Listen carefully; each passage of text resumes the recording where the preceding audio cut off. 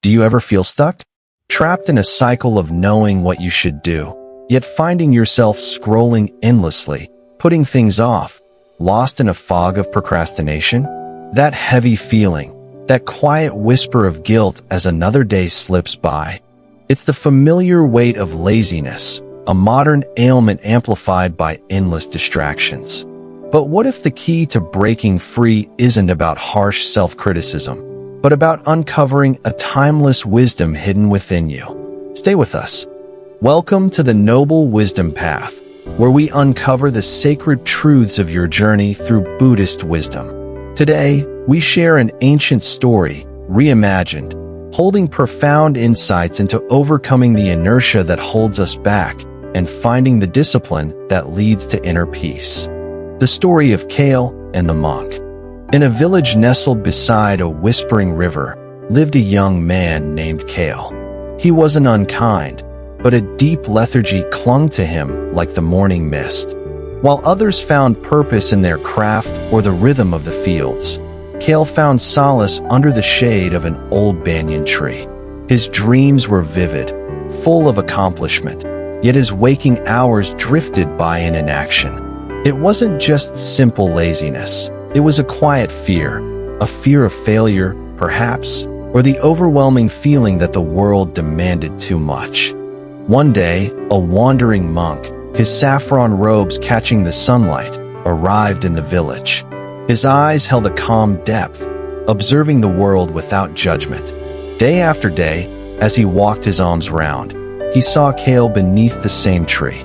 Curiosity, gentle and kind, led him to approach. "Young man, the sun climbs high, yet you rest. Is there a burden that keeps you here, or a dream you chase only in sleep?" Kael, startled, mumbled, "The work. It feels too heavy, venerable sir. My limbs feel like lead. It's easier just to be here." The monk smiled, a knowing light in his eyes. He sensed the potential beneath the surface, obscured by doubt. Easier, perhaps, but does ease bring the heart true contentment?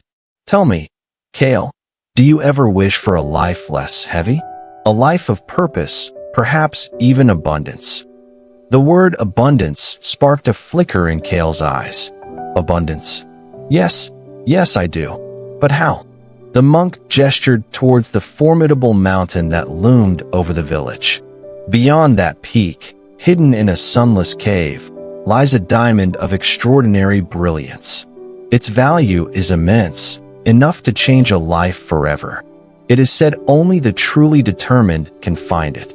Kael's heart leaped, then sank. "But the mountain, venerable sir, it looks impossible to climb. I don't think I can." The thought alone is a mountain, Kael. If the thought defeats you, then perhaps the diamond is not for you. He turned as if to leave. "Wait," Kael cried, a sudden surge of desire overcoming his fear. "Is it true? Is the diamond real? I will go." The monk simply nodded, his gaze steady. "The path is arduous, Kael. The cave lies on the far side. Go with mindful steps." Fueled by the glittering image of the diamond, Kael began his ascent. The initial excitement quickly faded under the relentless climb. Rocks bruised his feet, thorns tore at his clothes, and his breath came in ragged gasps. Doubt, his old companion, whispered insidious thoughts. Turned back.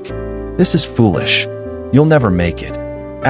He stumbled, falling onto damp earth, the urge to surrender overwhelming. Just then, a sudden downpour began.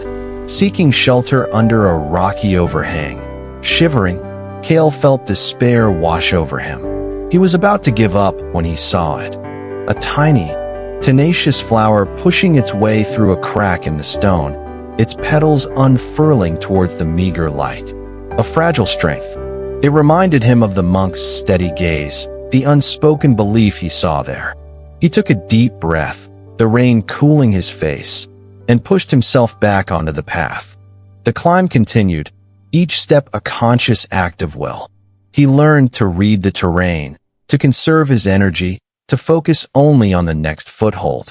When he finally reached the summit, Exhaustion warred with exhilaration. The world stretched below him, vast and breathtaking. A sense of accomplishment, raw and real, filled him, something he'd only ever known in daydreams. The descent was treacherous, demanding a different kind of focus.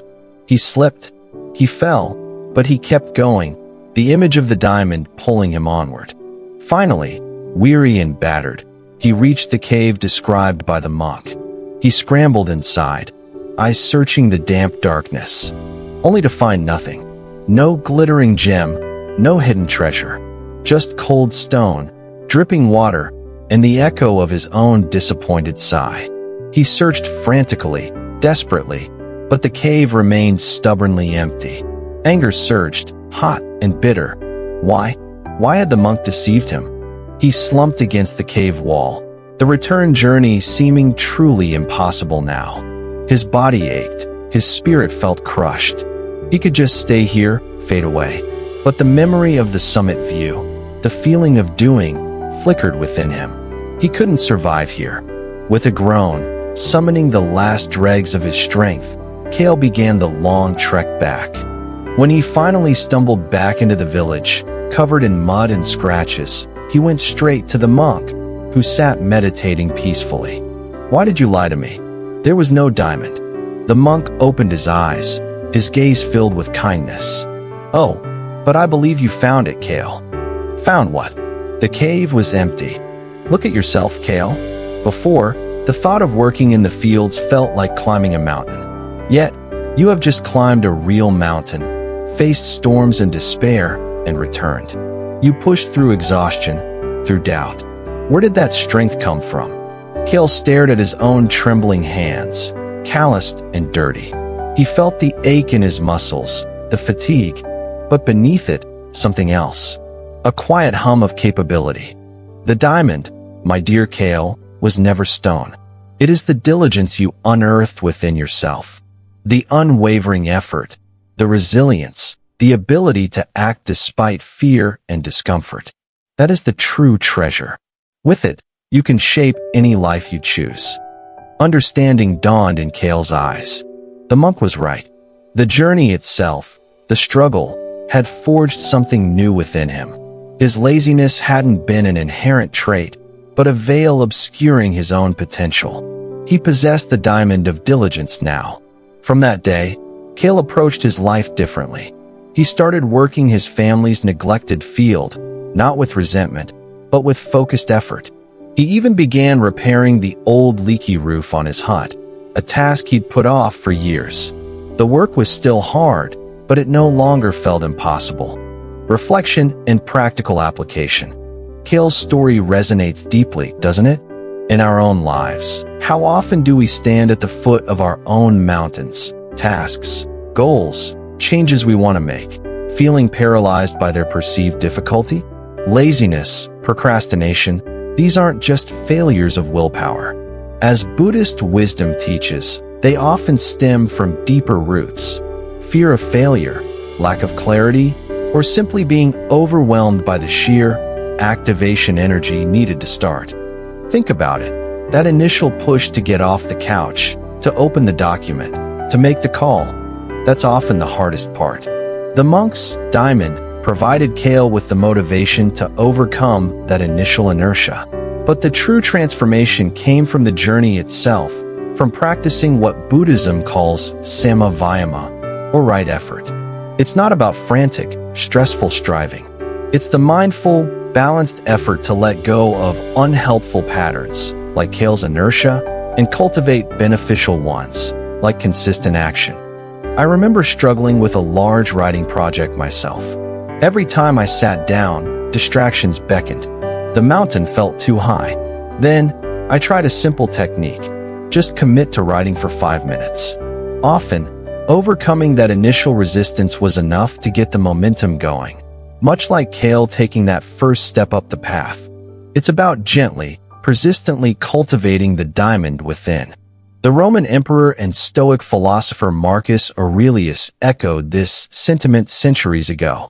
He wrote in his meditations, reminding himself, **, at dawn, when you have trouble getting out of bed, tell yourself, I have to go to work as a human being. What do I have to complain of if I'm going to do what I was born for, the things I was brought into the world to do? Asterisk, it's a call to embrace our inherent capacity for purposeful action. Laziness is not your identity. It's a habit, a pattern fueled by fear and disconnection. But like Kael, you possess an inner diamond, the capacity for diligence, focus, and resilience. The journey to uncover it might seem daunting, like facing a mountain, but it begins with a single, mindful step. By understanding the roots of inertia and applying right effort, consistent, balanced action, you can dissolve the fog of procrastination and step into the fulfilling life that awaits. The potential is already within you, waiting to be polished. If this resonated with you, join the Noble Wisdom Path community. Subscribe and hit the bell so you don't miss our explorations into wisdom for modern life.